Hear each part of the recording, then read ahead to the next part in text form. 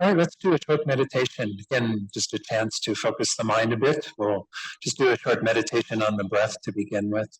And I think most of you have a technique you probably already use with the breath, so you can do that.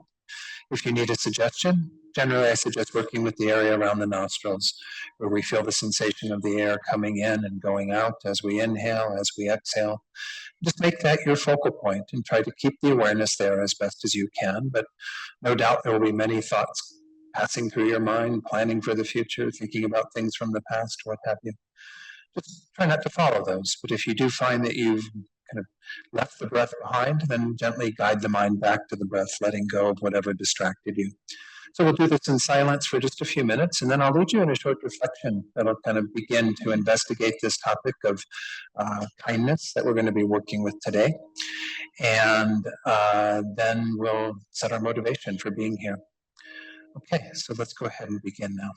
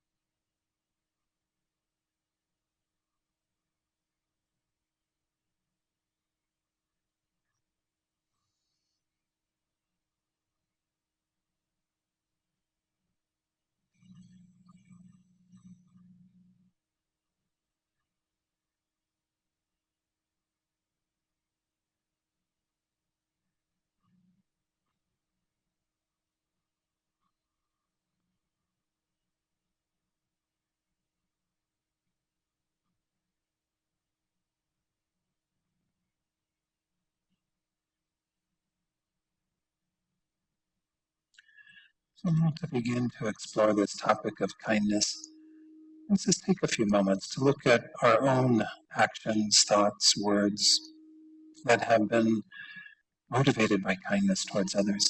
It's important to start by acknowledging the ways in which we are already very kind Might be kindness initially to people who are close to us, our pets, family members, but also kindness to others as we go about our daily business, the grocery stores, on the road, wherever it is that we find ourselves. But just take a moment to just take inventory of the ways in which you are already kind, and maybe even rejoice in that. Be happy that you've adopted kindness in your life to that degree already.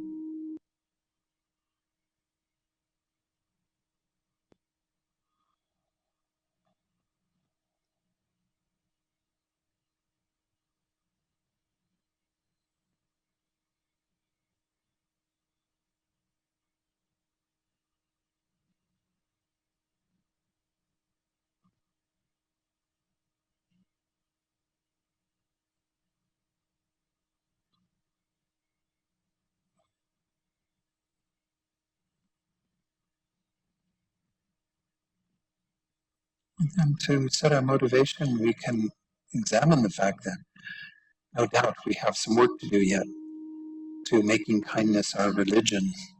In order to do that, we do have to have a spirit of kindness with everyone we meet in every situation we find ourselves. That may sound like a very far-reaching goal, but we know it's possible. We simply have to do the work. And part of being here today is to examine this topic so we have more tools, more understanding to make kindness our religion, to generate that motivation of wanting to be here to deepen your own practice of kindness. We do this for our own benefit because certainly we will be more at peace with the mind of kindness as opposed to having any hostility or resentment, spite towards others. But moreover, others will benefit because when we live from that place of kindness, they are the recipients of that kindness. We become a greater source of welfare and benefit to them. So we hold both of those motivations, being here for our own benefit, certainly, but also to have the benefit for others and eventually to help them to find all of what they seek, to be free from suffering and to attain the happiness, the peace that is the final state of complete enlightenment. We're here with that more far-reaching motivation as well.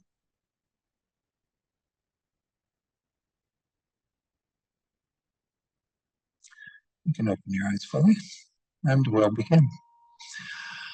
Okay, so this is a topic, again, these 4 Sundays that I've been invited to do in April, which I'm very grateful for the chance to be with all of you again. I'm trying to make these somewhat topical. These things are always topical. I think the first time I did this talk on making kindness your religion was in 2013. Many of you know I've been involved with our interfaith group here, Interfaith Leadership Alliance of Santa Fe. I joined them at the end of 2011, and one of the first projects that I got involved with that group, because we tried to do like a project every year. We've fallen out of that to some degree,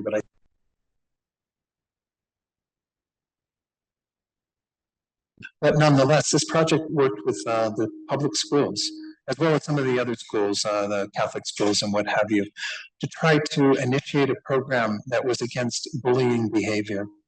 Because obviously, this is the antithesis of kindness, right? Where we all experience it, I'm sure, at one time or another being bullied.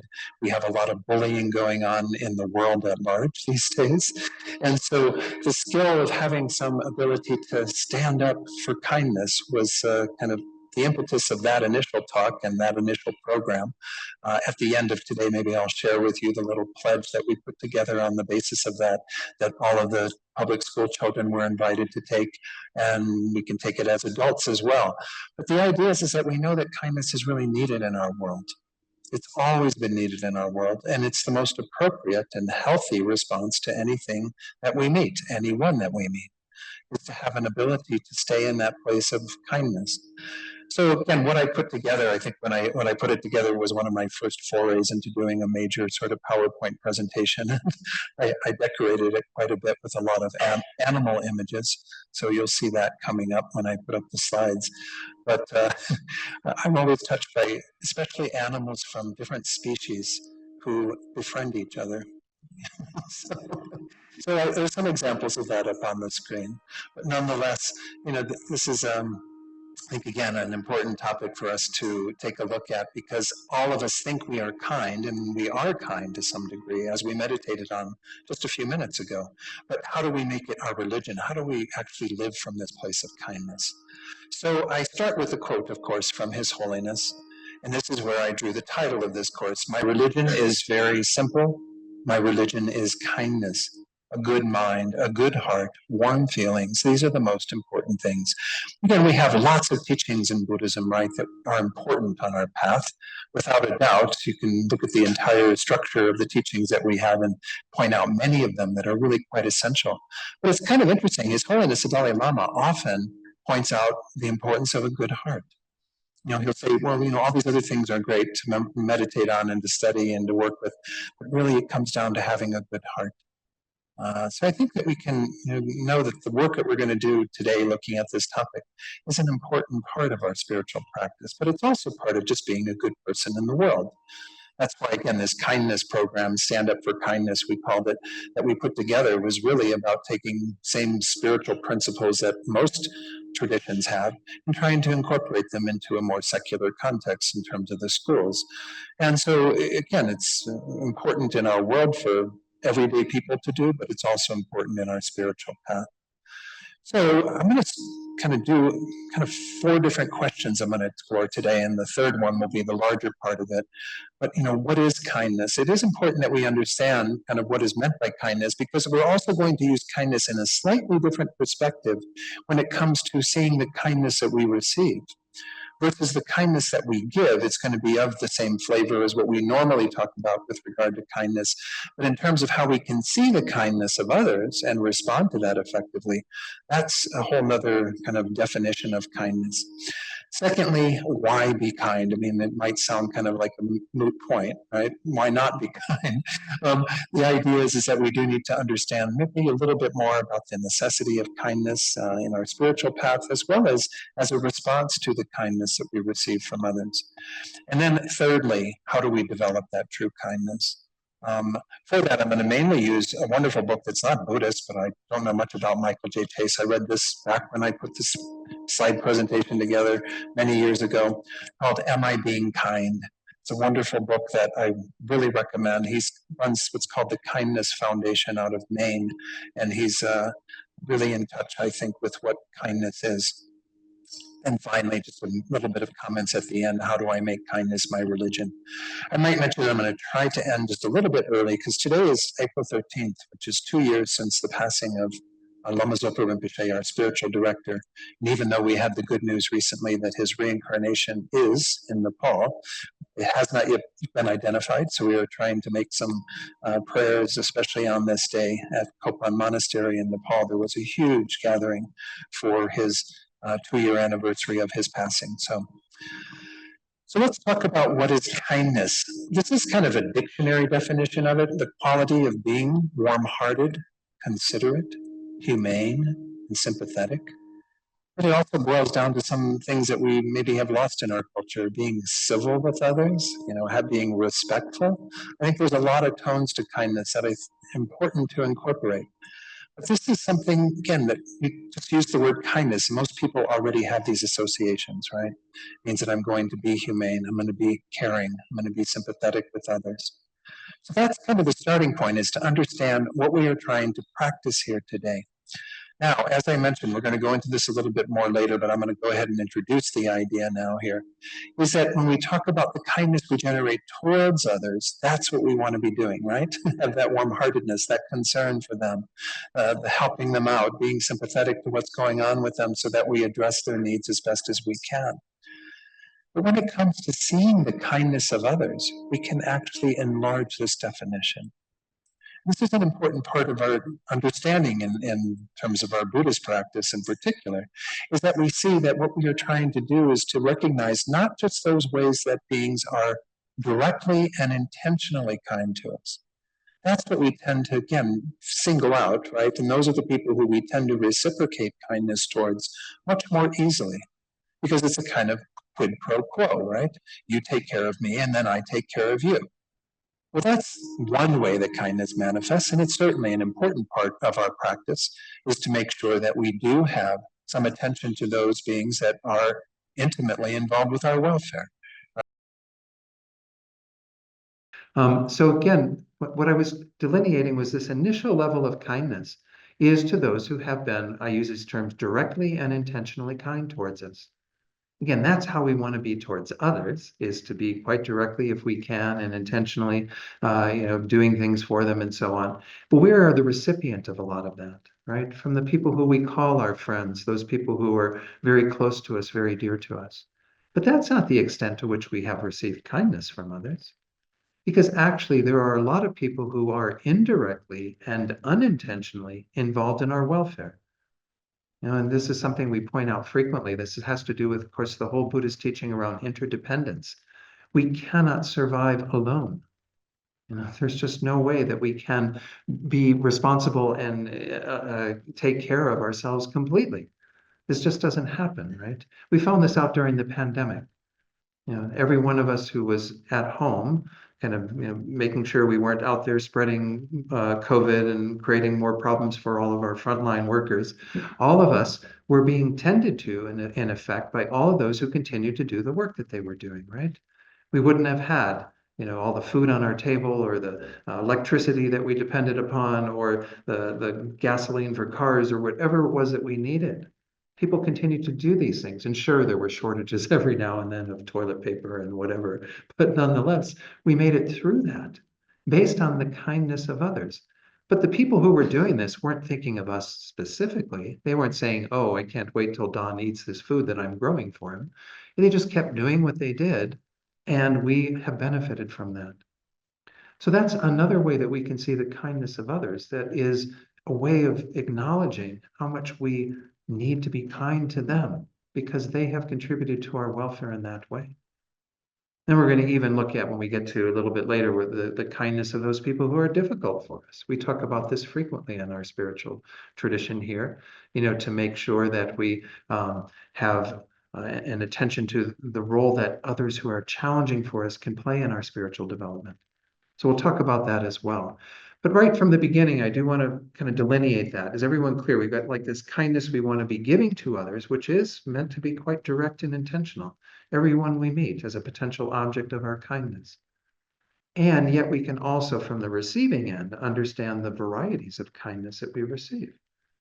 It sometimes may look unkind, for example, those people who are challenging or difficult for us, but we can see it as a kindness. We'll talk about this more later. But I think this is an important delineation. Otherwise, once more, we end up only thinking about, the only way I'm going to be kind and the only way that I can see others being kind is in regard to, this, what's on the screen, this quality of being warm-hearted, considerate. And this is the essence of our own practice. But we do this with everyone because everyone has been kind to us in one way or another. I've given a couple of quotes. I've got more animal photos on a couple of these slides. I took some of them out, but nonetheless, true kindness, this is according to Piero Ferrucci, a wonderful little book called The Power of Kindness. True kindness is a strong, genuine, warm way of being. And this is what we're kind of moving towards in regard to, is everything okay still? Is it okay? I just want to make sure. This is kind of what we're aiming for in making kindness your religion, what I'll talk about at the end as well. We want to get to the place where this is kind of our way of being, just kind beings. Again, we all see ourselves as kind, and we all are kind in our own way. I'm not denying that. But can we get to that deeper place of kind of being in touch with that all the time? And then another nice little book as well that I've read called Radical Kindness by a woman named Angela C. Santomero. To me, kindness is seeing with one's heart rather than one's head, which leads to interacting with and responding to others with compassion rather than misunderstanding them. Again, gives a little more detail to it. She says this with one's heart, and I think we can definitely talk about kindness being a heart quality. But there are head components to it. As I was saying, we need to understand the ways in which others have benefited us and therefore are worthy objects of our kindness all the time. So we're not just excluding some people from, our network of kindness. Instead, we're seeing all beings in the range of how we want to be kind. I'll have another quote, a couple of quotes from her later. She titled her book Radical Kindness, which would be a wonderful topic for the talk today, because that's what we're aiming for as well. And I'll give an explanation of that a little bit later when we get to the final topic. How do we make kindness our religion? What is it like to live from that place?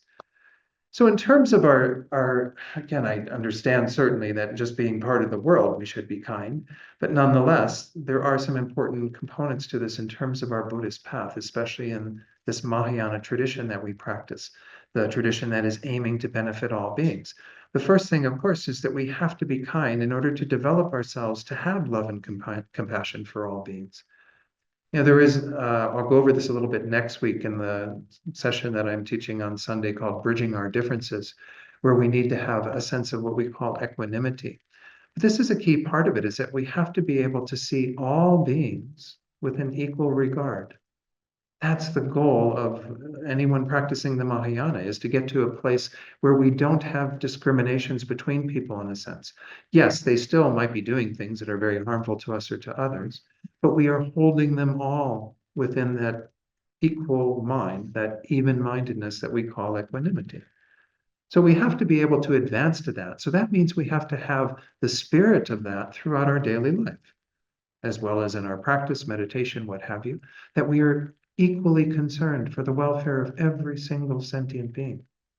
And that's a hard one to sign up for in many cases, right? Because we do tend to have exceptions. We do tend to think, oh, well, I can be dedicated to these beings because they're all warm and fuzzy and kind. But those beings who are doing horrible things in our world and, causing problems for others and suffering for others, they're outside the scope of this level of concern.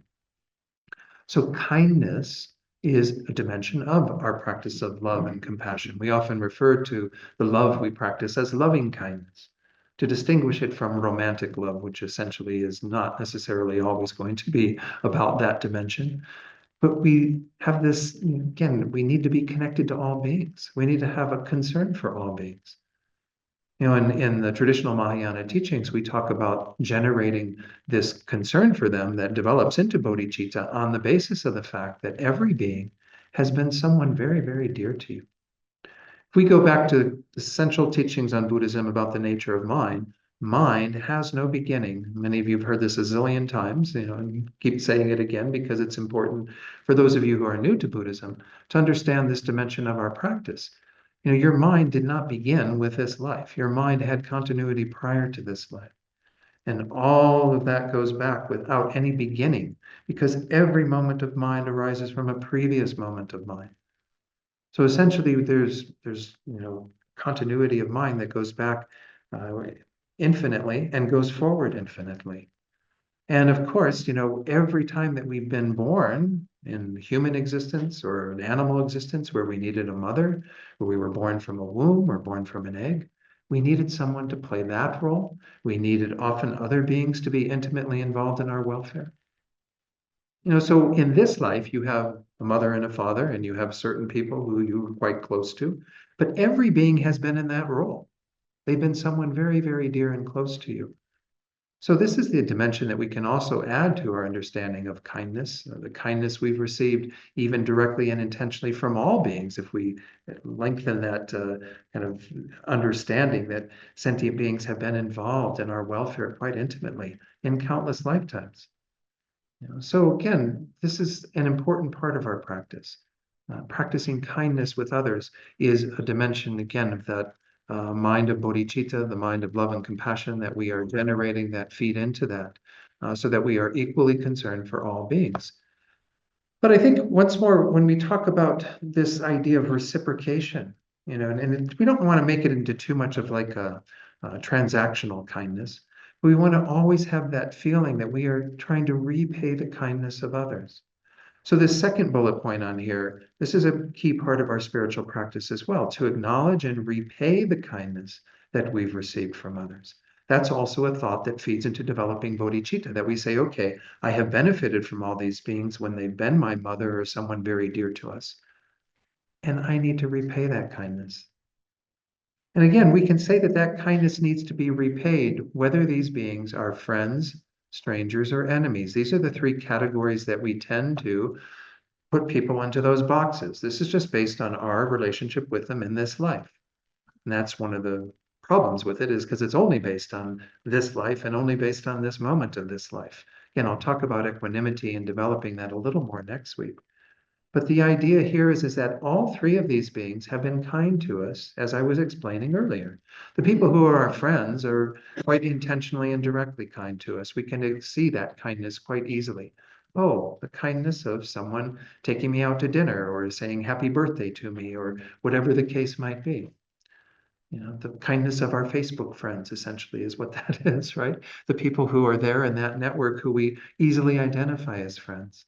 But then we, of course, have the second level of beings that are distant from us, but because we don't know them. That's the countless strangers.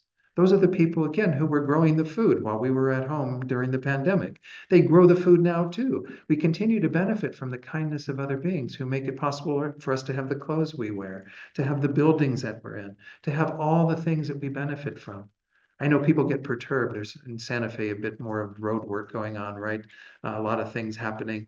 And, there's many places, of course, where in the summertime they do a lot more road work. We get angry and upset when people are doing that work, but we benefit from that work, right? We're able to drive on those roads because of their kindness. So again, we don't necessarily see them as being directly and intentionally kind, but we can benefit from what they do.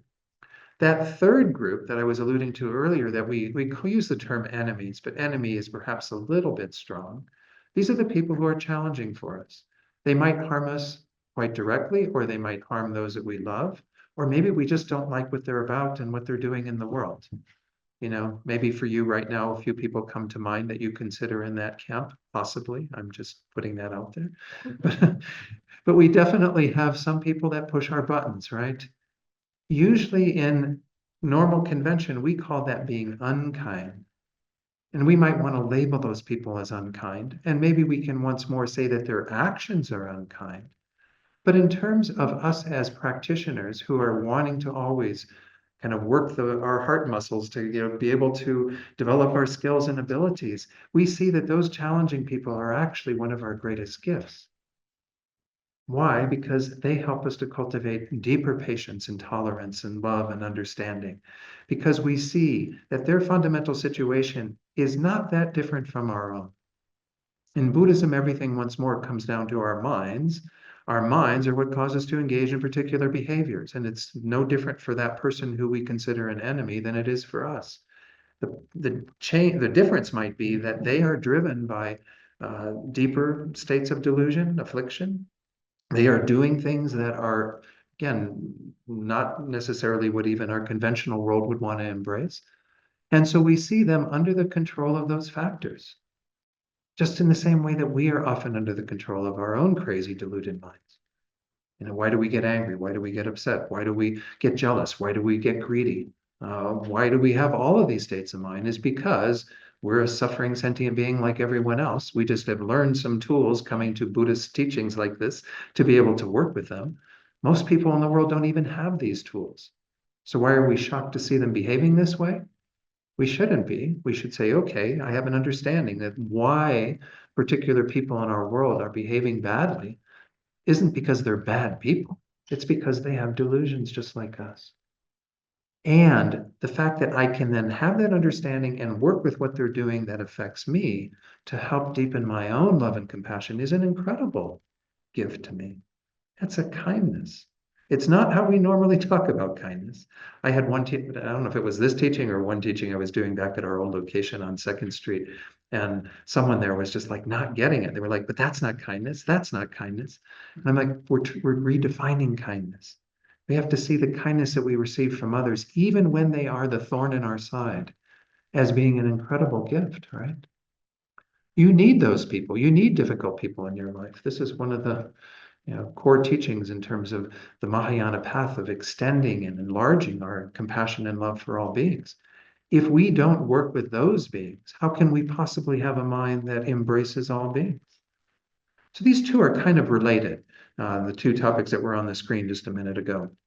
The first one, that we need this to kind of enlarge our love and compassion, to develop that on our spiritual path, but also to acknowledge and repay the kindness that we've received from others. And we have to be able to see it in that light, that even those people who are challenging for you are actually giving you an incredible kindness. Now, again, that's not necessarily the way that Michael J. Chase talks about it in his book, but this is how His Holiness will always talk about it.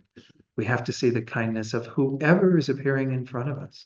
Even if they're pushing our buttons in that very moment, they're giving us an incredible opportunity to deepen our own abilities. Is everyone kind of getting this? Is sort of clear on what we're talking about here? Let me share a few quotes, because I think this is an important understanding that's part of this, is kind of understanding that all these beings are a part of what we call society. I found that I was really touched by this when I read this many years ago. This book was initially published by another publishing company, and then Shambhala bought the rights to it. Jeffrey Hopkins was writing about compassion and so on. He said during a lecture while he was interpreting for the Dalai Lama, said in what seemed to Jeffrey Hopkins to be broken English, "Kindness is society." That's a strange thing to say. At the time, I wasn't smart enough to think he was saying kindness is society, in the way he was actually literally saying it. I thought he meant kindness is important to society. Kindness is vital to society. But he was saying that kindness is so important that we cannot have society without it. Society is impossible without it. Thus, kindness is society. Society is kindness. I like that he pointed that out, because again, it's something that we kind of take for granted, but there's an underwriting kindness that we can see in the world, regardless of who those beings are. He says it's impossible to have society without concern for other people. And I'm not sure what he's alluding to in this passage. We've experimented for a century or more to see if we could have society without kindness, and the decision has finally been reached that it don't work. Now, I'm not sure who made that decision, or what he's referring to, but certainly we've seen at times in our culture and humanity where there hasn't been that embracing of kindness, and therefore a furtherance of society and what we mean by having society, that people have suffered. And this is what we're, to some degree, I think, on the verge of in our world today, too, is when things move too far in one direction to where the kindness goes out of that, and society can't sustain itself because we depend upon that. So whether we're talking about the Buddhist terms of, friends, enemies, strangers, or whether we're talking about society in general, it's the same thing. We are recognizing the interdependence that we have with all beings, the fact that we cannot live in isolation, and that we won't survive even in isolation, that we need to embrace the overriding kindness that is a part of society, which, again, we don't tend to see as kindness as much as we do the more overt acts of kindness that we are the recipient of, but it's an important part of that dimension. And then in terms of those people who are more challenging, I love this quote from Khalil Gibran. He says, "I have learned silence from the talkative, tolerance from the intolerant, and kindness from the unkind. Yet strange, I am ungrateful to these teachers." We do have those people in our lives who are those teachers, and that's the important way to see them, is like when you do have those people who are intentionally unkind to you, who are directly unkind to you, or doing things in the world that are unkind, see them in that lens. See them as your greatest teachers. This is, again, going back to these teachings that we call mind training, that I spent the month of January, I think it was, no, it was February, December, I think, when I taught on that. January was when Elaine was here. Anyway, in the Lojong teachings, the mind training teachings, we try to see everything essentially as a teaching, but especially those people who are difficult for us. As I already explained this to some degree, but they're giving us these incredible opportunities. So we can learn kindness from the unkind. We can learn tolerance from the intolerant. Doesn't mean that we are okay with their intolerance or unkindness. Don't get me wrong. You can once more isolate the person from their actions. We understand the person is being driven by their afflictions to do all the stuff that they're doing. They wouldn't engage in those things if they didn't have those afflictions. The afflictions are the enemy, the real enemy, the problem. The person isn't the enemy. It's their actions we oppose. And of course, we oppose what is driving them to do this. We want to generate that concern for them, because if they were free from all of that stuff, then they wouldn't be behaving the way that they are. So our kindness can extend to them in maybe ways that look a little different than they might towards people who are more directly and overtly kind to us. But nonetheless, they still have to be people in the scope of our concern. That may be solely from the point of view of our meditation cushion, and that's okay. But when we are in situations where we're confronted with those people more directly, hopefully we've got that to rely upon. This is what I'm going to talk about going forward, as well as the skills that we need to be able to manifest kindness from that deeper place. So how do I develop true kindness? As I said, this is where I want to spend most of the time today. And I'm using a few of the techniques, the things that are talked about in Michael Chase's book. I think it's really very well laid out. And I actually haven't seen a Buddhist presentation that is maybe quite as complete. But we'll start with a wonderful quote from the Dalai Lama about how we do need to develop kindness inside. There's no shop that sells kindness. You must build it within. You can transplant hearts, but you can't transplant a warm heart. I love that phrase. Again, we have to build kindness from within. We have to find an ability to strengthen our kindness. As I had suggested during the meditation, to reflect on our own ways that we've been kind. All of us do have ways that we're kind.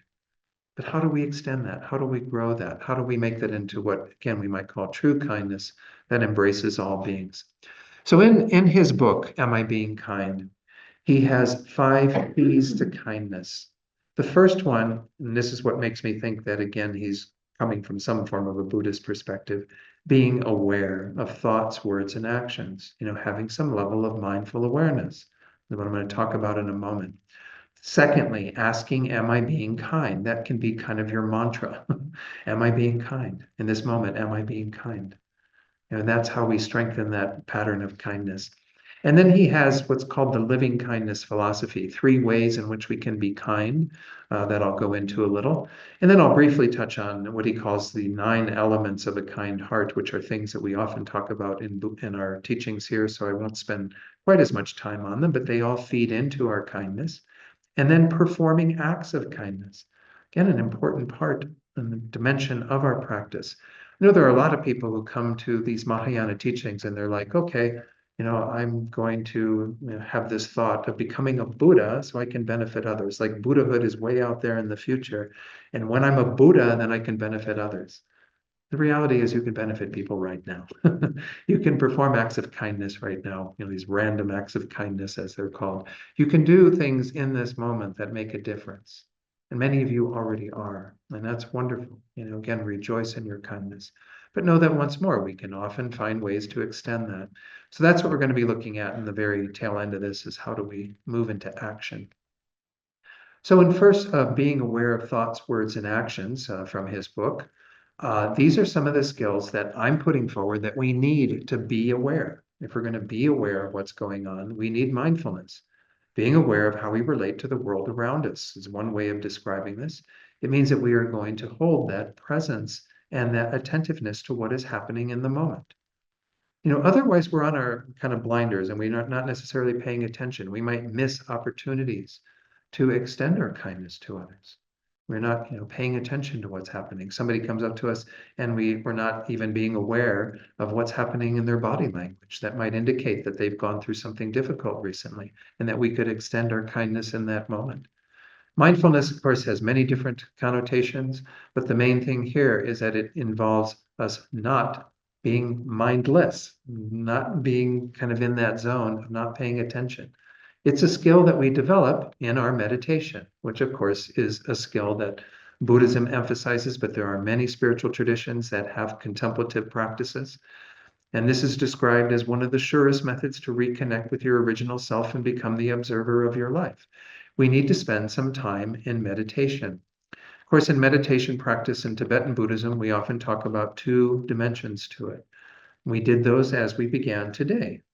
The first dimension is to stabilize our mind, to do what we call placement meditation, where we try to make the mind a little more focused. There's going to be distraction in the mind for quite some time. You can develop your mind to where there's no distraction in your mind. That's a key practice that we want to get to, what's called the mind of calm abiding. But most of us aren't there yet, but we continue to do our daily practice and you become more focused. You develop that stability of mind. That's an important component of our meditation. So we spend some time examining a single object, such as the breath or a meditation object that we brought to mind and so on. The second part of our practice is perhaps equally important, if not more important, many of the times. And that's what we call our analytical meditation, which, of course, is thinking. It's thinking about kindness, for example, thinking about the ways that you were unkind so that you can then perhaps reframe it and work with it to develop patterns that will manifest in you being kind in some other situations. This is what we're doing in regard to all the teachings that are taught in this tradition. As I said earlier, there are so many different teachings that we can practice in Buddhism. If you ever sit down to meditate and you go, I don't have anything to meditate on, well, think again. You have a zillion things to meditate on, right? In Tibetan Buddhism in particular, it's got quite a few things laid out, and again, what we call the stages of the path, the long rim. Those things are part of our practice, obviously, to sit down and reflect on those teachings. Analytical meditation is really a fancy word for thinking. We need to think about the teachings. That's an important part of developing our wisdom. And most of you recall there are 3 levels of wisdom. One of them is what you get by being in a teaching like this, the wisdom of listening, hearing. That's already giving you some wisdom because as I'm spitting out words, hopefully it's clear enough and giving the meaning enough for you to be able to start to digest that meaning and work with it. But then you have to go home and reflect on those words and those teachings. To the degree that you have a recollection of them and an ability to kind of get your head around them, you need to make those teachings your own, and you need to find the logic of those teachings for yourself. As much as I can give teachings and many other teachers can give teachings, it's up to you to do the heavy lifting in a sense. The heavy lifting begins with that stage of kind of reflecting, kind of contemplating, thinking. And you don't have to do that in formal meditation. Maybe sit on your couch if you're kind of tired from the day, sit on your couch or comfy chair and just try to think about the teachings that you've received or that a book that you've been reading, whatever the case might be. The third level of wisdom comes when we develop that deeper meditation, when we have that stability of mind and we can penetrate the mind much more profoundly by bringing the teachings into the very fabric of our minds. So we have 3 levels of wisdom we're acquiring, but you have to spend some time in what we call meditation, which is probably closer to the second level, the reflection, the contemplation, the thinking. And eventually you'll get, through the power of your stabilizing meditation, the third level, an ability to make those teachings a part of your life. This is what Shankamitra is trying to do with the group that he has here that's working with the stages of the path teachings, right? Is to gain what we call realizations. What does a realization of kindness look like? Well, it means that you have analyzed kindness to some degree and tried to cultivate, moreover, that feeling of kindness to where that feeling of kindness manifests in how you are in every moment of your day, every moment of your life, where you're only thinking about, am I being kind? Am I being, extending that to others? You don't even have to have the thoughts when you get to that point of really realizing it at a deeper level. You just act from that place. So meditation is absolutely something that is a key part of this. So if we're talking about, how do I make kindness my religion? How do I adopt this? We have to have meditation and mindfulness. These go hand in hand. You can't have good meditation without mindfulness, and vice versa pretty much, though, again, we can have some level of mindfulness outside of our meditation. A few other things that I thought of in regard to giving you advice on this about, how to help you in this first step to become aware, to be aware of what's going on and the need for kindness in your daily life, is to simplify your life. Oftentimes we have so much going on that we don't pay attention, we aren't aware. And because we're totally into all the things we fill our time with, right? There's a lot of stuff that we have in our everyday culture. I've been reading some articles that are a little concerning in terms of the degree to which people are being overstimulated in our culture. There's a lot going on, right? And we get constantly bombarded by all kinds of stimuli that are, making it difficult for us even to have some level of attention and awareness. This is an attention deficit that we're all dealing with to some degree. We have to be more selective about what we fill our time with. Give yourself a little more space in your life so that you have time for reflection, contemplation, meditation. Simplify your life so that you have room for deepening your qualities in your heart to be able to come from a place of kindness. Otherwise, if we don't give ourselves that time, if we don't structure our lives to be able to do that, then when are we going to do it? When are we going to be actually able to work with these things? So simplifying your life is a big one. And then the second one that was on the screen was to, let me get it back up there, to slow down and pay attention. This is the other thing that is involved in our everyday life, right? Is that we are just on a constant rat race, most of us, busy with our lives, doing this, doing that, going here, going there. Try to slow down and pay attention. That sounds like just kind of vague advice, but at some level, this is what we have to do. We can't keep buying into all of this. We have to be once more selective about what we are inviting into our lives so that we're not at that kind of hurried pace where we end up kind of stepping on everyone else's toes because we're only paying attention to what we need to do. So these are kind of related things, but I'm curious if people have other ideas that they've found in terms of this idea of being aware. Um, Anyone want to share anything in regard to that? Mary, did you want to? Yes, please. Microphone. Well, no, the microphone won't work, so, I'll just say, okay, then I can repeat it. and then you've mentioned this, but it comes down to being able to say no. No, that's true. I think Yeah. that's sometimes, especially when we're deep in our practice, saying no to something, we get real confused about Mhm. prioritizing things, being Mhm. clear, but just the power of saying no. Right. What Mary is saying, for those of you online that may not have heard it, is that we have part of it is the power of saying no. And having what we often call healthy boundaries. Again, we don't want those boundaries to become like concrete because we may find over time that our boundaries become more flexible, right? They become more like things we can take down and set up at a further distance. But the idea is we still need to often have boundaries because we need to be attentive to what we need to do. If you aren't creating enough time in your life for spiritual practice, for meditation and so on, then you may have some boundary issues. You may have some things that you are buying into and doing because we do like to be people pleasers. Venerable Rabina called me on that when she says, "You're such a people pleaser, Don." And that is a part of all of us, right? To some degree, we like pleasing people because then they feel good around us, right? We feed on that, but that's actually a pretty worldly concern to want people to think good of you. We need to be able to say, no, I can't do that. I'm sorry. I just don't have the time for that. I have other things that I need to attend to. Yeah. Yeah, Mary. This is true. Yeah. Yeah. Fear of missing out, FOMO, as it's often called. Yeah, there is that part of it that we just don't want to, oh my gosh, I can't, I've got to go to that. I've got to do this. I've got to meet with these people. I've got to go to that party. I've got, well, do you really have to? No. And it is there's a bit of a tension there because when we take the bodhisattva vows, we need to kind of, if someone invites us to somewhere, we need to kind of go along with that invitation. But there are exceptions. There's always exceptions. Exceptions can often involve us needing to do things that are more important at that time. And we have to look at our spiritual practice as more important at that time. So if we want to become kinder beings, we need to spend more time on our cushion. We need to actually have dedicated practice time. So yes, I think that's a very good point. I'll add that to the screen for future times I might teach on this. Yes, Mark. I like to slow down physically, slow way down, and all of a sudden my awareness kind of Wonderful. pops open. Good. Even if it's doing dishes or walking from one room to the next, or crossing the lobby of a cafe. Yeah. No, thanks, Mark. Yeah, Mark was just talking about how much he likes to slow down because then he instantly becomes more mindful. I think that is part of it.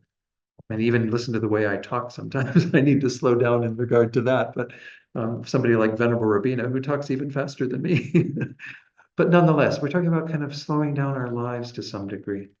And once more, creating that space where we can pay attention, where we can be aware. Because if we're not aware, then we're going to miss a lot of opportunities for extending our kindness.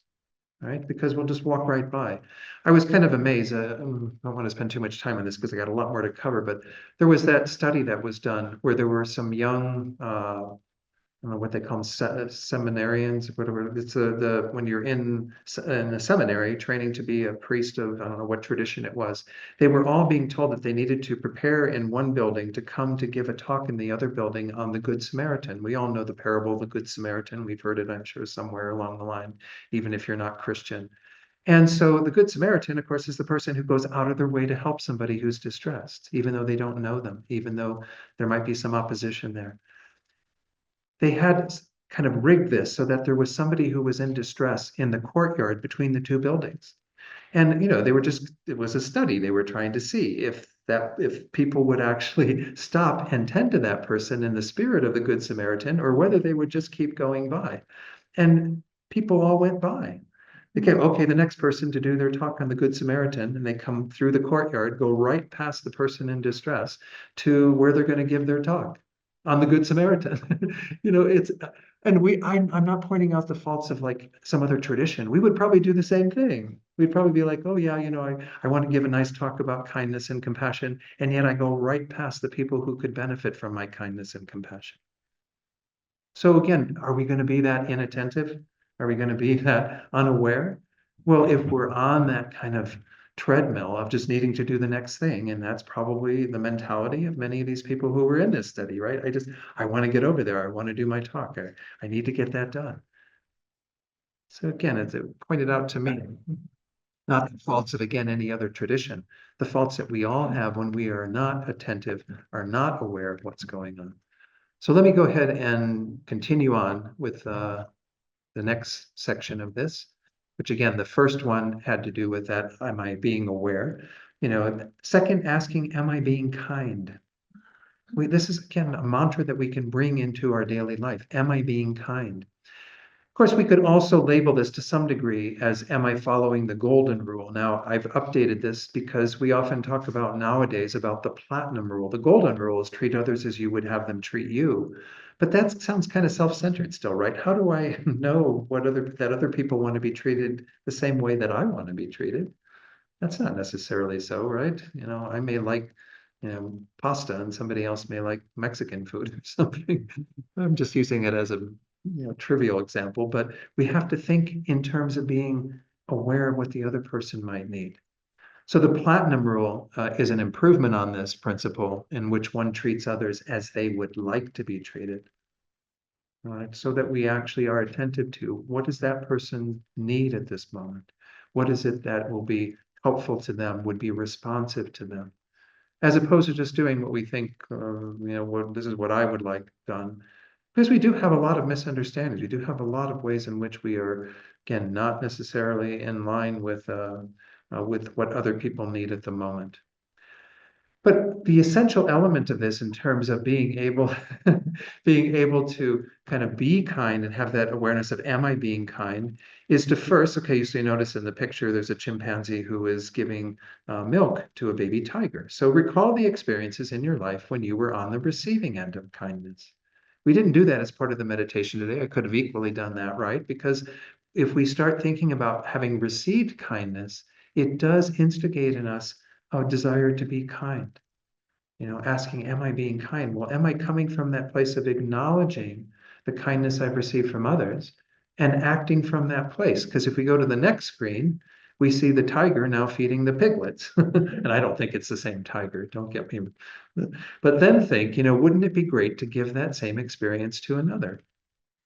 So we understand, again, this element of reciprocity that I mentioned earlier, that if we acknowledge, and again, in Buddhist terms, we're seeing the wider way in which we have received kindness from others, because it's kindness even from those people who are difficult for us.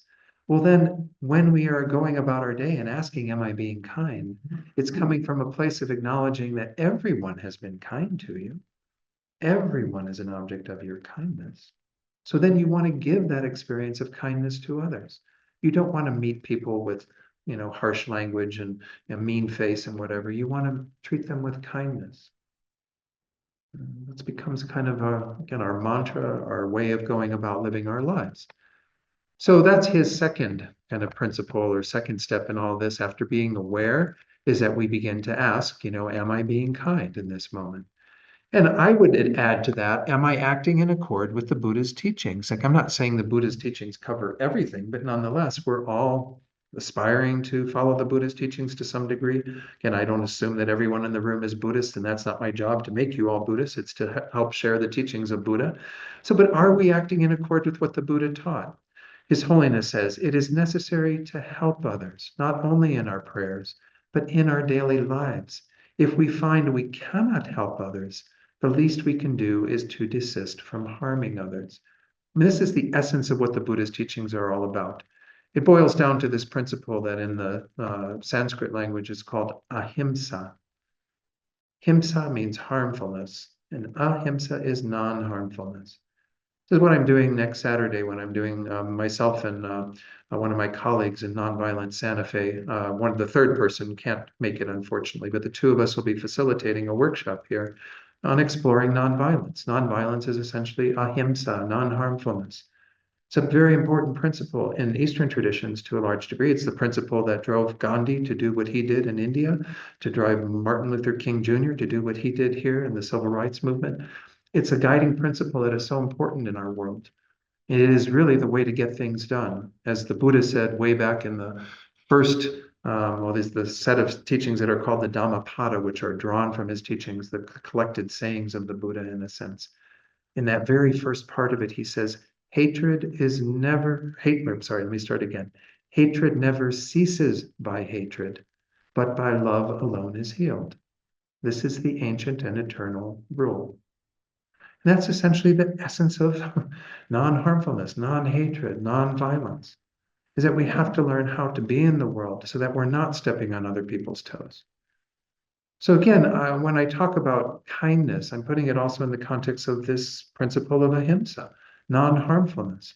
How are we kind to others? We can be directly kind often, right? Doing things for them, helping somebody who's in distress. But also we are kind by not harming them. Stop the harm. Stop the harm to all beings. That's why I included a lot of animal photos in here. I should have put some insects in there too, because they're also sentient beings. But essentially, if we desist from harming them, that's the fundamental level of our practice. If we can help them, as His Holiness says, even better, right? So there's two dimensions to it, and we need to be attentive to both. So I wanted to include that in there as well with this question, am I being kind? Am I being kind in accord with what the Buddha teaches? Which is also refraining from harming. And then he kind of makes this point towards the end of his section, Michael Chase, in his book. He says, asking, am I being kind, is this second step. And then it says, and following up each time you ask this question by inquiring, how may I be kind? How may I be kind in this moment? Sometimes being kind means being silent. Sometimes being kind means doing nothing. It is true, right? That sometimes that may be the kindest thing we can do in the moment, because we see that person who is a bit disturbed and we know that if we say anything, it might trigger them further. There was a friend of mine who was in the dog park, one of the dog parks here in Santa Fe, and his dog was a bit rambunctious. And he told me that there was one day when somebody came up to him, was like in his face like this and saying, screaming all this stuff at him about his dog. And his response was, well, what do you need from me? What is it that you need from me right now? And it kind of was like the perfect way to be kind in some ways, because again, you don't want to be confrontative in that environment, right? And just get one person against the other. That's the hatred that never ceases through hatred, right? Instead, you want to be somewhat open to hearing, well, what is it that you really need?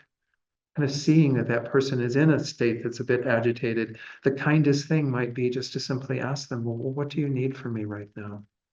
And if you get them to that level of actually expressing their needs rather than their emotions, you might be able to resolve things. But that's just an example once more, this idea that we have to follow up this am I being kind with the idea of, well, how may I be kind at this moment? What is it that I could do that would be a real kindness?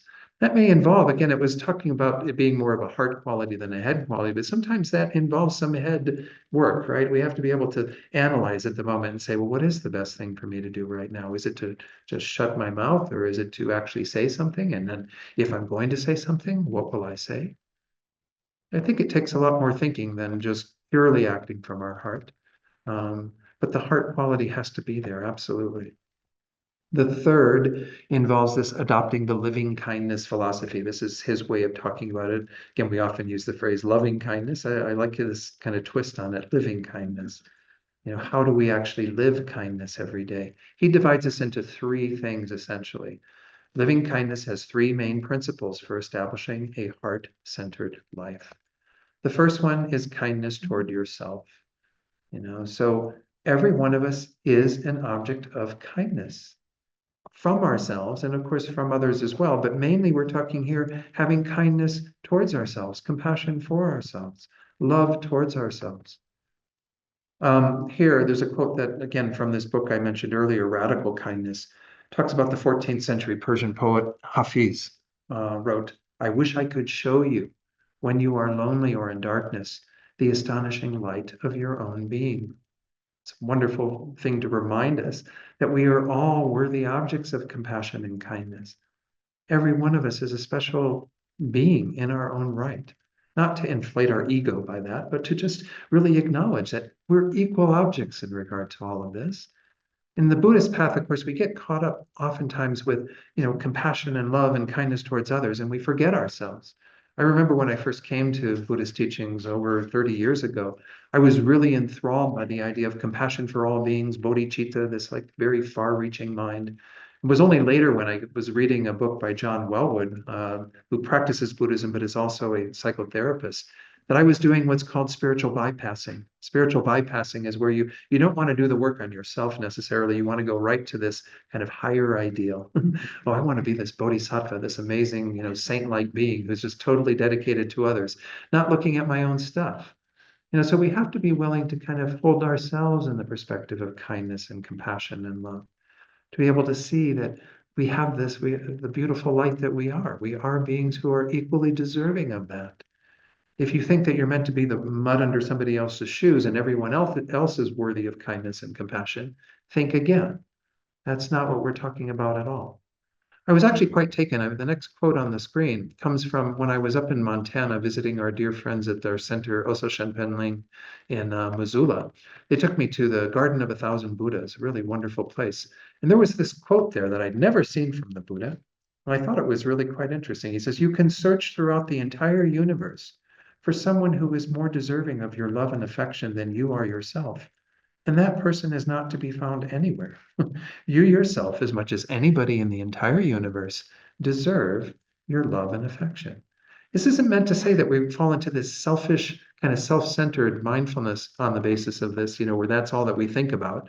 This mind that is totally caught up in our own welfare, our own happiness. I gotta get my cursor here down to put that screen off screen. The idea is that we see that we are equally worthy of love and affection and kindness, right? I know in our culture we have a lot of self-deprecation, even self-loathing. His Holiness, when he first saw this in Western, he was appalled. He was like, no, you, first of all, we have Buddha nature. We have this ability to transform our minds into a Buddha. We're all very special in that way. And that includes every sentient being, every one of us included. Absolutely. We have to be able to kind of see ourselves through that lens. We are equally worthy of love and compassion and kindness. So being kind to yourself doesn't mean pampering yourself and, always treating yourself to the best of things and what have you. It doesn't mean that. It means really attending to your own welfare at a deep level. What is it that will actually bring about the causes of your greatest peace and happiness, your greatest freedom from suffering? The Buddhist path is very much rooted in that. That's the initial understanding, right? That we have to be concerned about our own spiritual welfare, our own minds, our own experience. And there's nothing wrong with starting there, because once we use ourselves as a template for that and understand our own individual humanity or sentient beingness, whatever we want to call it, then we are able to easily see others in that same light. So that's an important dimension of our kindness, is to start with ourselves, to actually acknowledge that we require our own kindness towards ourselves, that once more isn't rooted in this kind of ridiculousness of tending to ourselves selfishly, but rather seeing our similarity with others And then we can practice the second principle, kindness toward others, which is what we tend to think once more kindness is all about. But it starts once more with ourselves. Now, we do benefit from that. As these quotes on the screen say here, the best way to cheer yourself up is to try to cheer someone else up. Mark Twain, said that. One of the most difficult things to give away is kindness. This is an anonymous quote. Why is it difficult to give away? Because it usually comes back to you. There's kind of a karmic idea there. But the idea is that if we are kind to others, we will benefit from that kindness without a doubt. In the moment, by experiencing what it's like to be kind, I'm sure that when you were thinking about the kindness that you've done when we did the meditation today, it probably brought a warm feeling, right? Because we like to kind of rejoice in the ways that we can be kind to others. It feels good to be kind. But also, it does create that positive karma. That when we give away kindness to others, you are creating the causes to be the recipient of kindness. It's just how things work. So, again, that's just a beginning understanding of this idea of kindness to others. His Holiness often calls us being wisely selfish. This is a quote from him on that. He says, "My advice is that if you must be selfish, be wisely selfish. Wise people serve others sincerely, putting the needs of others above their own. Ultimately, you will be happier. The kind of selfishness that provokes fighting, killing, stealing, using harsh words, forgetting other people's welfare, will only result in your own loss." Again, many of you have encountered that whole principle before in the teachings on overcoming our self-centeredness, our self-cherishing. That actually the way in which we accomplish our own happiness and well-being and our greatest accomplishment of becoming a Buddha is through cherishing others, tending to them, having kindness towards them. So this second principle is obviously a key part of it, and we don't need to belabor it because essentially we all know that's why we're here to some degree, is to try to enlarge our heart to be able to be kind to whoever we meet, to all others. And His Holiness talks about that universality in this quote. Kindness is not confined once more to just our friends and relatives, those people we're quite close to. It is common to all sentient beings, which once more includes the really difficult people. And then this quote, I don't know how his name is pronounced, Philo of Alexandria. I'm assuming some philosopher of a long time ago. He says, "Be kind, for everyone you meet is fighting a great battle." I like this phrase because I think it really fits for our day and age. We don't know kind of the suffering that people are going through physically, or even mentally. People are walking around with a lot of heaviness, right? Everyone's fighting their own battle. Everyone's dealing with the reality of what's happening in our world, whether we talk about at a macro level or even in a more micro level and in terms of our communities, in terms of even, the just everyday stress that people are dealing with because of what's going on. Everyone's fighting a battle. So why not choose kindness? Why not have that kindness towards others rather than making their lives even more difficult, giving them another thing to be stressed and worried about? Okay. Third principle that he incorporates, and I really like that he did this, is kindness toward the earth. I sometimes do a talk on the ecology and the human heart, where we really look at the relationship of our heart qualities to the world that we live in. And of course, the climate change and other problems that we're dealing with, extinction of species, all the various things that are happening in our world. Well, it's important to have that dimension that is concerned about the welfare of all beings on the basis of the common environment that we all inhabit, this planet, this wonderful, third rock from the sun that is just a home for so many beings, right? We all benefit from Mother Earth. So kindness toward the earth is really an important dimension. I put a little quote in here from Thich Nhat Hanh, his wonderful book, Love Letter to the Earth. If we think about the earth as just the environment around us, we experience ourselves and the earth as separate entities. We may see the planet only in terms of what it can do for us. We need to recognize that the planet and the people on it are ultimately one and the same. We do that kind of dualistic thing of the beings in this world and the environment we inhabit, but we have to see that it's all there together. If we didn't have a healthy environment, we can't have beings experiencing that and being benefited from that. So it's mutual. We need to tend to our planet and have kindness towards it as well. So let me go on then to this. Again, I'm not going to spend that much time on this. We're running out of time once more, so I won't These are all things that we've seen many times in teachings here, applying what he calls the 9 elements of a kind heart. These are all things that contribute to our well-being. Developing a kind heart does not involve any of the sentimental religiosity, it's a hard word to say, religiosity normally associated with it. It is for everyone, irrespective of race, religion, or political affiliation. It is for anybody who considers themselves a member of the human family. So this is some kind words from His Holiness on developing a kind heart before we look at these things that contribute. First, attentive. We already talked about this to some degree, recognizes the needs of others. It's authentic, is genuine, and acts from truth. To make sure, again, that we are in touch with deeper values that are more humane and human in terms of recognizing how to be in this world. Third, charitable, gives, yet expects nothing in return. And we're going to see these exemplified. I'm going to show a very brief video shortly that will hopefully exemplify all of this for you. The fourth is compassionate, sensitive toward all living things. This is an important quality as well, right? Compassion, we can't overemphasize the importance of that as contributing to our kindness, having a kind heart.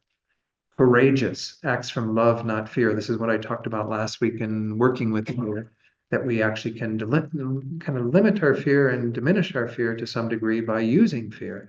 But we have to act from a place of love and not be motivated by fear. Enthusiastic, displays limitless energy and passion. Enthusiasm, this kind of joyous heart, perseverance that we have on our spiritual path is an important component. 7, grateful, content, and appreciative. And of course, when we recall all the kindness we've received from others in the variety of ways that we talked about, that gratitude is there quite naturally. Inspirational, encourages and motivates others. Our kindness becomes somewhat contagious, right? When you have contagion, being kind towards others, exhibiting that kindness, they're more prone to be kind to other people, right? Because they appreciate that, right? And these things are pretty obvious in some ways. Patient, waits and responds at the proper moment. That's a bit of that ability to, again, be more introspective at times, to say, what is it that I need to do? To use those the wisdom that we have to make sure that we're not just immediately reacting to something, that we can respond more effectively. And I found it kind of interesting in his book. He also says that in addition to the original 9 elements that I just laid out for you very quickly, Michael Chase says his experience has led him to add a 10th, what he sometimes calls a secret element, or a person's own special gift. So there's no more description on that, because that's for you to investigate. What else is it that you might bring besides those qualities that I mentioned? And by the way, all of these slides I'll make available to Venerable Dunderp, who very kindly puts them out there on the page for this class at the website, so you can retrieve the course materials. So in terms of the 5th key to kindness, performing acts of kindness, this once more is an important dimension to it. If we sit there and we think we're this incredibly kind being on our cushion doing all our meditation, but it doesn't manifest in our actions, there's something missing there. There's a bit of a gap. So a little quote from Cleveland Amory. He's an American author who apparently devoted his life to promoting animal rights. He says, what this world needs is a new kind of army, the army of the kind. Kind of like that phrase, that we could become this army of the kind, rather than the army that is all about militaristic goals. We're about kind of the emotional sanity of the world and trying to be kind in response to what's going on. So if you're thinking it sounds too difficult,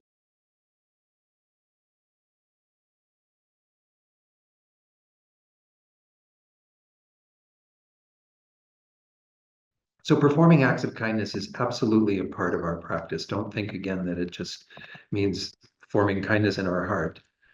And this quote from, I can't figure out who this Andrew Iskander is. Anyway, he may be a spiritual leader of some sort, but he says, because that's what kindness is.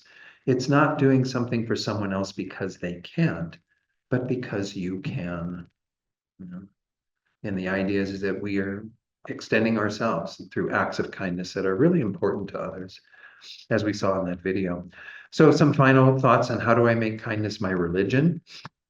She uses the term radical kindness. I mentioned this author, Angela Santamaro. She says, radical kindness means rooting all you say and do in kindness, being unconditionally kind all the time to everyone. It means going beyond situational niceness or merely doing the right thing and instead living from a place of compassion.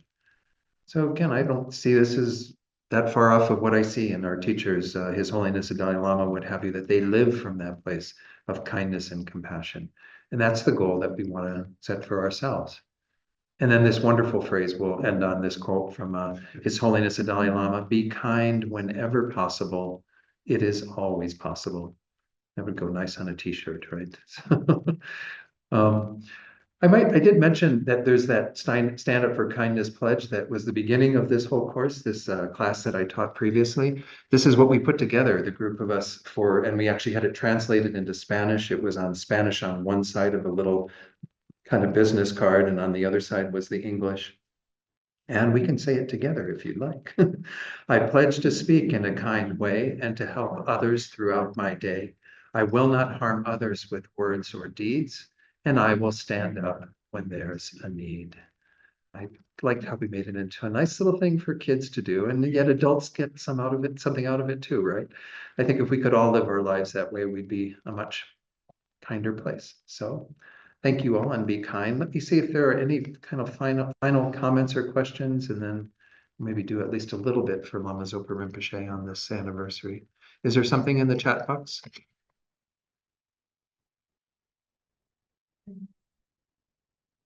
There were a lot of comments about the sound. So sorry. There it is.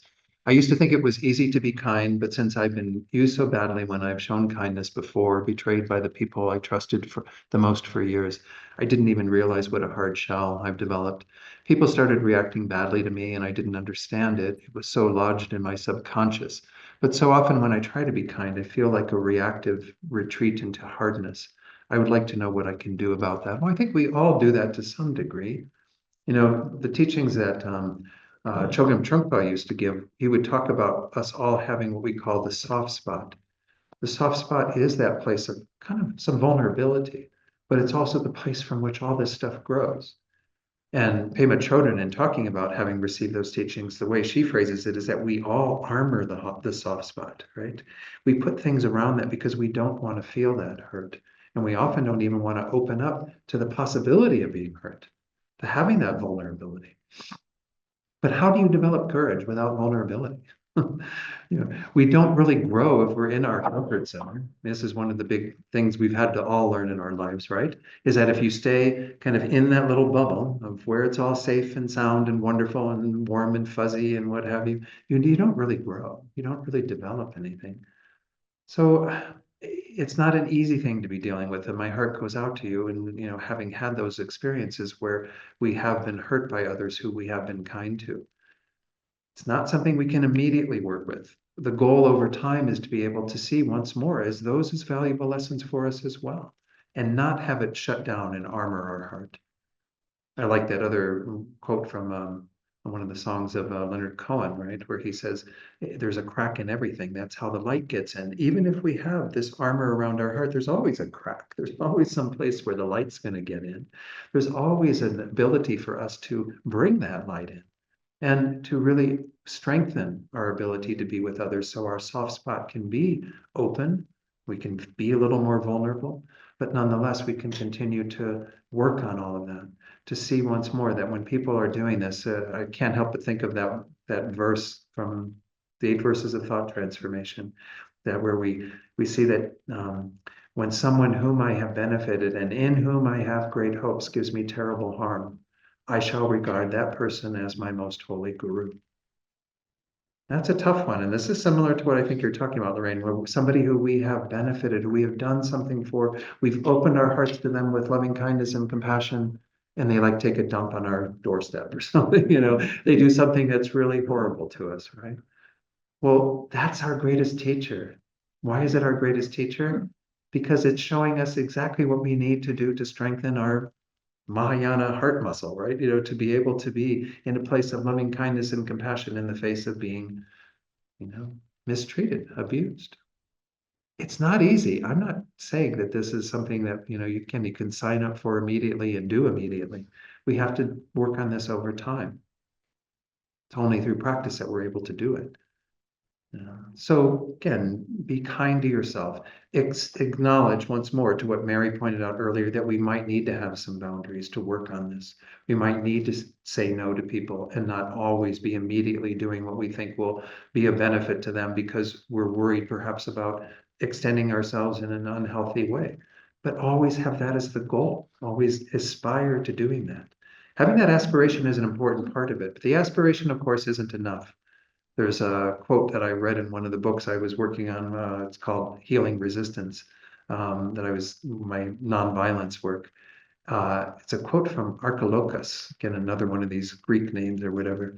And it says, "We don't rise to the level of our expectations. We fall to the level of our practice."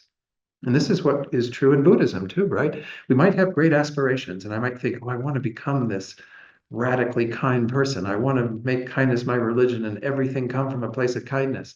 That's a good aspiration to have. But if that's not enough, we have to practice, we have to train, because we're going to fall to the level of our training.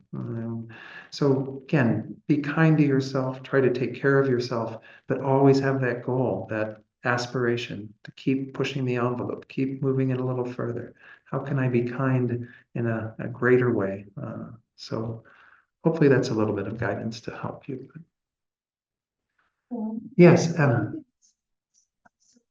Helpful Uh-huh. to recognize those kinds of things. Yeah. Because it's sometimes easy to recognize the painful, the betrayal, Mm-hmm. but then recognize the non-betrayal. Absolutely. No, Anna's pointing out as well, and it's a very good point, that we need to also focus on the ways that we were still kind, though, the acts of kindness we did engage in, even though the betrayal might have come from their side, we can still focus on the other side of it and not neglect that. It's again something we have to keep feeding that. This is our aspiration, our wish to be able to become like that. And it doesn't mean we totally lose any wisdom that we need to put into the situation. That's an important part of it too, to know how we need to be kind at that time. Sometimes, certainly, if you're dealing with situations, and this can be like it's not necessarily what is being talked about here, but for example, when we become codependent with somebody who has an abuse problem, right? If they've got alcoholism, substance abuse, whatever, and you continue to facilitate their engaging in unhealthy patterns, that's not actually being kind, right? It might look like kindness because we're helping them in the moment to get what they need, but that's actually an unkindness. So again, we have to be careful. Don't think that it's just a heart quality and we just start being kind in whatever way we're responsive to whatever people's needs are. We also have to use some wisdom. I think Chogyam Trungpa Rinpoche used to call this idiot compassion, where you're just kind of compassionately responding to whatever's going on without any thinking about what is actually appropriate. So there's a lot of more things I could say in here, but so let's go ahead. I just want to do a very short little practice, and I hope all of you can hang in there for just a few more minutes. I'm sorry I'm going over, but this is really for Lama Zopa Rinpoche's swift return. We've been encouraged to do what's called the Miksema, which is this prayer to Lama Tsongkhapa, who is the founder of our tradition of Tibetan Buddhism. We're just going to recite this 3 times together, but the power of us doing this together is already great, even if we're not reciting it 21 times or 108 times or whatever. We'll recite this in English so we can all do that without stumbling over the Tibetan. But think that as we're doing this, we have that motivation of having Lama Zopa Rinpoche back with us, his mind in a form, be it male, female, whatever, that can benefit us, that can be a guide and a teacher for us and all beings in this world. Avalokiteshvara, great treasure of non-objectifying compassion, Manjushri, master of stainless wisdom, Lord of secrets, destroyer of the entire host of Maras, Tsongkhapa, crown ornament of the sages of the land of snow, Losan Drakpa, at your feet I make requests.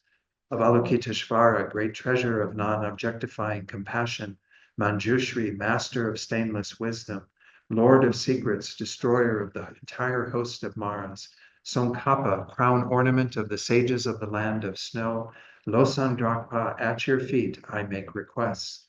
Avalokiteshvara, great treasure of non-objectifying compassion, Manjushri, master of stainless wisdom, Lord of secrets, destroyer of the entire host of Maras, Tsongkhapa, crown ornament of the sages of the land of snow, Losan Drakpa, at your feet I make request.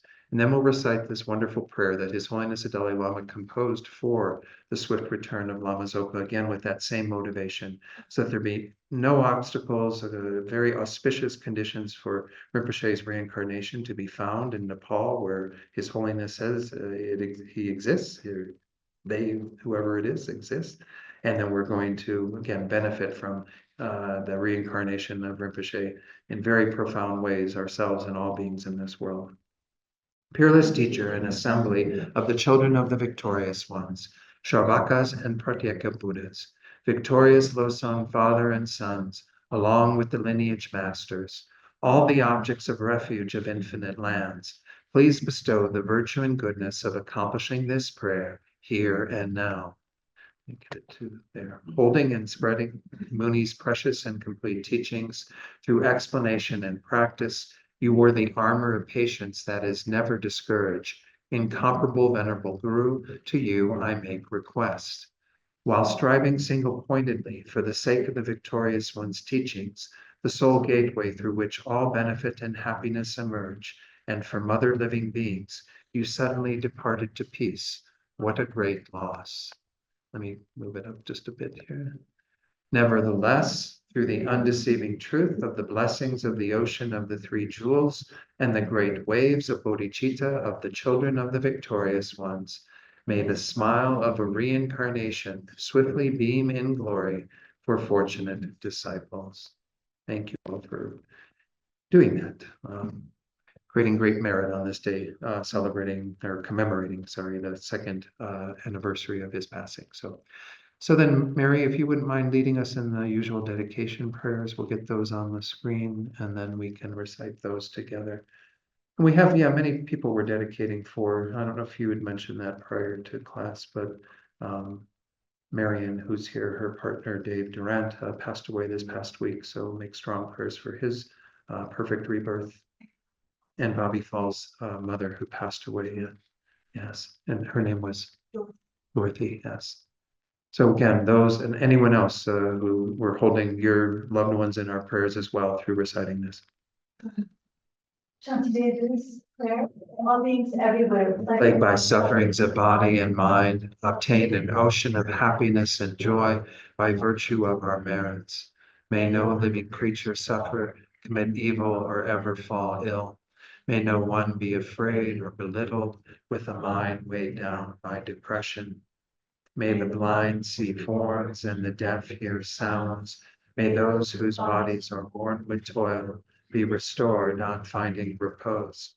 May the naked find clothing, the hungry find food. May the thirsty find water and delicious drinks. May the poor find wealth, those weak with sorrow find joy. May the forlorn find hope, constant happiness and prosperity. May there be timely rains and bountiful harvests. May all medicines be effective and wholesome prayers bear fruit. May all who are sick and ill quickly be freed from their ailments. Whatever diseases there are in the world, may they never occur again. May the frightened cease to be afraid, and those bound be freed. May the powerless find power, and may people think of benefiting each other. For as long as space remains, for as long as sentient beings remain, until then may I too remain to dispel the miseries of the world. And then for His Holiness, we'll do this in Tibetan. Gangri Rawe Korwe Jinkam Dev Pandam Dewa Madu Jongwe Ne Chandre Sewan Tenzin Gyatso Yi Jape Sinte Vardu Tengyuchi. Thank you, Mary. Thank you all for being here today and taking part in the class. I hope it was a benefit. Again, if there's something you can use, please do that and be kind to others and create more kindness in our world. We know we need it. Again, if you were interested in this nonviolence workshop, there is a little flyer out there on the table that you can take, but please do try to register in advance just so we know how many people are coming. There's an email address there that actually goes to me. I'm monitoring the attendance at this, but if you can let me know through that, that would be great. So thank you all for being here today. Thank you so much. Okay, be well now. Thank you, Gendon. Welcome, everyone.